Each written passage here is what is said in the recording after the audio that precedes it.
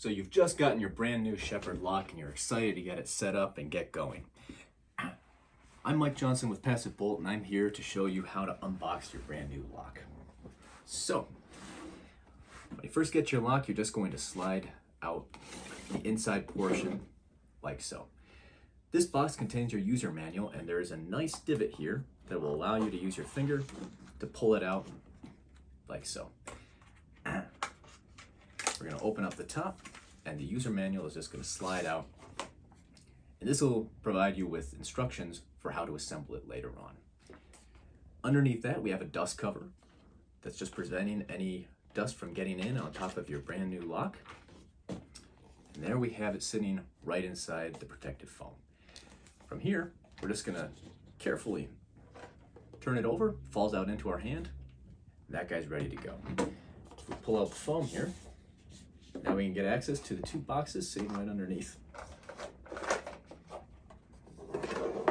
Set that aside. In this one, you're going to have your mounting bracket. And in this one, you're going to have your adapters. So let's pull out the adapters first. So depending on what brand of lock you have,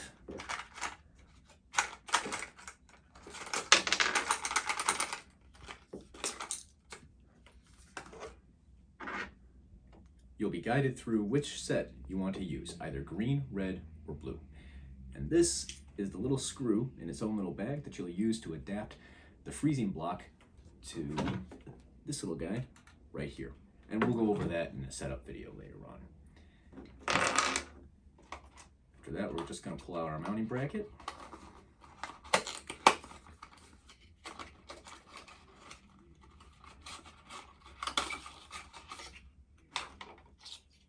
Right here. And now we have everything we need to get started. All we're going to need are 4 AA batteries and our handy screwdriver. If you want to check out our installation video, we'll go through setting all this up and putting it on a door.